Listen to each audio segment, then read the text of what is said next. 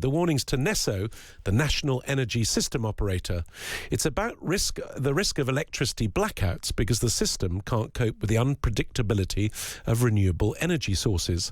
It comes from a report from the analysts Cornwall Insight, which was leaked to the Times by a whistleblower. According to the report, Britain's electricity grid breached several safety constraints on June the 23rd, leaving it vulnerable to a crash. This is because the grid can't properly monitor how much energy is being produced by renewable generators, making it difficult to respond quickly to shifts in both supply and demand.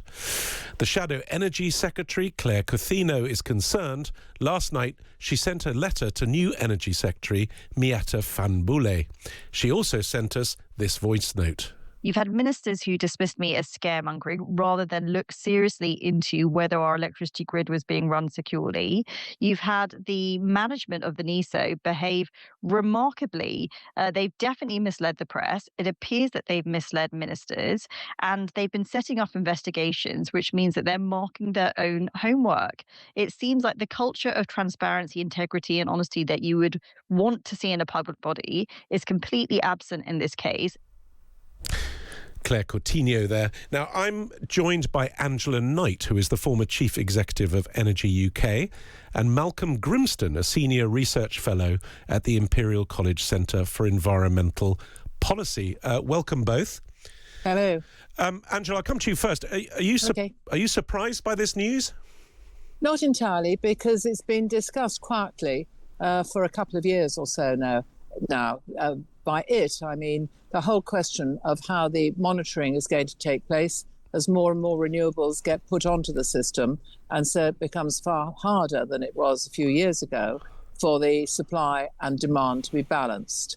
I think in this particular instance, the fact that there is a Cornwall Insight report actually is something that needs to be taken very seriously indeed. Clearly, things have moved forward and the concerns are there. And Cornwall, of course, is a very well rated, highly reputable analysis. So the questions, I think, now are not so much about what is the problem, but what are the solutions, what is the route ahead that is going to be planned so that NESO can do the balancing in the future. Malcolm? Yes, I mean, I agree. Unfortunately, we have international examples, not least the Iberian blackout last year, showing that when you get to a certain point with renewables, things do get very challenging. On the first hand, there is the point being made in this report that although demand is reasonably predictable, notwithstanding things like World Cup semi-finals where everyone goes to put the kettle on, but you can predict demand quite reasonably. And in a traditional system, you would have some power stations, typically nuclear, that will be covering what they call the base load, the power demand that never goes away. And then you would add reliable stations, coal-powered or gas-powered, to the mix to come up to the level that you expect demand to work. And it's been extraordinarily successful. Clearly, if you don't know how strongly the wind is going to be blowing, even on a relatively short period of time, but certainly over a matter of weeks. And with solar, it's only coming at a certain time during the day, even if the cloud cover is low, then predicting the supply side becomes much more difficult. And since you have to balance supply and demand remarkably tightly in electricity, if you get slightly too low, then there's a risk of the power degrading. If you get slightly too much, there's a risk of the system shutting itself off to protect itself. So supply and demand need to be balanced very carefully. And if you can't predict your supply very carefully, that becomes a lot more difficult. Angela, how close did we actually come to disaster, and how vulnerable are we to one in the future? Well, as far as I can see, we did come pretty close, actually, because emergency supplies were required, orders were sent out, or requests were sent out, demands probably from NESO, and the price that we'll have paid for it and to come through to all our bills was very high. Do I think that we can get close again? The answer to that question is yes, I do, because what we haven't done is built more baseload here in the country. That has just been very well described to you as where we used to be, which was nuclear, coal and gas. Now we've got much less nuclear. We've got no coal, we've still got some gas, and the gap is filled up by the solar and wind power, and that is intermittent and can go very quickly indeed. Your wind can drop very quickly indeed. Our reliance, therefore, to fill the holes is being imported from continental Europe. There's a price and availability question there. At the moment, the price is up, availability is okay, but you don't know what's going to happen when we get to the really cold times of year. So yes, we are much closer now to having a problem, an insufficient supply, than we've been for a very considerable period of time. And that's why this is a matter that isn't, I mean, it's been a whistleblower matter. I do appreciate that, and that's out now in the public domain. But it is a matter now that needs to not only continue to be in the public domain, but also talked about properly with the solutions put in place. There's no perfect solution, I have to say, because if they can't model, they can't model. If they can't determine what the supply is, they can't determine accurately that supply. So all that leads us to scenarios in which we have to be ready for serious problems arising. So, I mean, what would happen if we actually had a blackout? I don't think people realise the consequences fully for it. What would actually happen, Angela? Well, we had one fairly recently. It's about 3 years ago, and it was on the east coast where the wind farms tripped and the gas power station tripped. And so all of a sudden, in the sort of East Anglia area, there was a blackout. Trains came to halt, people were without power. Hospitals, their emergency generators went on, but they were okay. And I don't know if you recall that now, but it took something like 3 days to unblock the railway lines because all the trains lost their computers, which had to be reset and so on.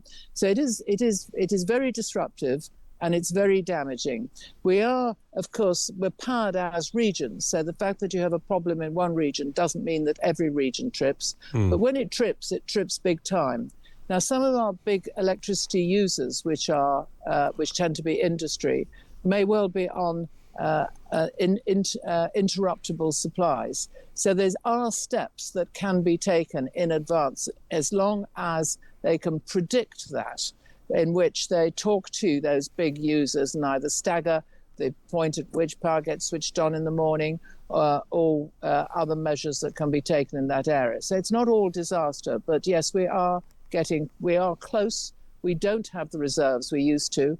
We're relying on emergency power coming in from the continent when we get really short. And our long-term contracts, well, if you can't be sure of what your supply is, you can't be sure what your long-term contracts are. And it is that variability which is the piece that has been highlighted in the Times today. Malcolm, we've been working towards net zero since 2018. Clearly, something's gone wrong. Has the whole mission been misguided? Well, I don't think any of this is particularly unpredictable. And there's a question about net zero because net zero implies that you can one of the ways of reducing your contribution is by exporting that contribution elsewhere. And that's what the British economy has been doing. We've been closing down heavy industries, exporting that to China, then re-importing the product. And as far as the global environment goes, it doesn't care whether the carbon's emitted in the UK or in China. It all adds to the inventory. So I think the whole thing, there was a period when we were switching over from coal to gas, when carbon emissions were falling, when the economics of electricity was working very well, we had North Sea reserves of our own, where we took our eye off the ball of how important secure supplies are and how difficult secure supplies are. And I think there was a headlong rush towards renewables without really thinking out some of the implications. Now, one of the further implications we saw in Spain was that in a traditional system, if something goes wrong, you've got quite a lot of energy in these enormous turbines, which will coast down slowly, but while they're coasting down, they can still be supplying a lot of power into the grid. So you've got a period of time, a few minutes, or maybe even longer, when you can put right the problem. What happened in Spain was that when the renewable supply dropped very rapidly, because they were running very close to 100% renewables, which don't use turbines, they didn't have that extra element of robustness within the system, and the whole thing collapsed rapidly. Now, that's something which was raised by people early on, but didn't seem to get anywhere close to the public debate. And I think we're going to have that debate very soon. Malcolm, I'm getting a lot of people texting in and messaging in saying the answer is storage, batteries. Is that the answer? Or if you're in charge right now, what do you do? Well, storage can help. I think it's still over 99% of the world's storage is actually pumped storage, where you pump water uphill. We've got a big station in Dinorwig in North Wales that does this, where you use excess electricity to pump water uphill and then use it as a hydro plant. If you're going to start doing it with batteries, say, this involves an utterly enormous global mining industry to provide the elements, a number of which are pretty unpleasant to get at. They tend to be mined in countries where labour standards are not perhaps as high as they are in countries like the UK. The batteries don't last forever. You've still got to be producing electricity to store them up. So it's not just a matter of how many batteries you've got, it's their individual capacity. You have to be able to both provide a lot of energy at the same time, power at the same time, but also potentially do it over several weeks. Now, the scale of the challenge around that, I think, is just, as things stand at the moment, unfeasible. The most efficient batteries are maybe 80% efficient now. So every time you use them, you lose a significant amount of the energy that you've provided. A much more sensible way of doing it is to have reliable power sources in the first place and not to worry about this. We've lost Angela Knight, hopefully not to a power cut. So, Malcolm, just finishing with you, the grid was under a lot of strain in June. What caused that? I mean, no one had their heating on. What was all this energy being used for? Well, this is there was a lot of a surprisingly high demand, actually, up over 30 gigawatts, which is high for that part of year. And I suspect this is because we are beginning to move towards a summer peak of air conditioning and use of fans. If you go to somewhere like California, their main power use is during the day in cooling their environment. In the UK, still, our peak demand tends to be around tea time in late January, dealing with the cold weather. But as the climate has been warming, then that has been shifting a bit. And as we've seen over the last 2 or 3 weeks, a great deal of extra demand was created by people like me who finally got round to buying an air conditioner in order to get through that period of time. And of course, people die of heat. This is not a trivial matter. Many people do need to have ways of keeping them cool.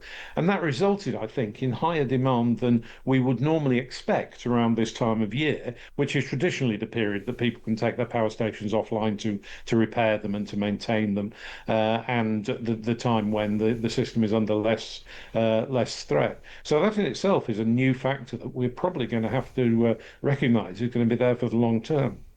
Thank you both for joining me. Angela Knight, former Chief Executive of Energy UK and former Economic Secretary to the Treasury, and Malcom Grimston, Senior Research Fellow at the Centre for Environmental Policy at Imperial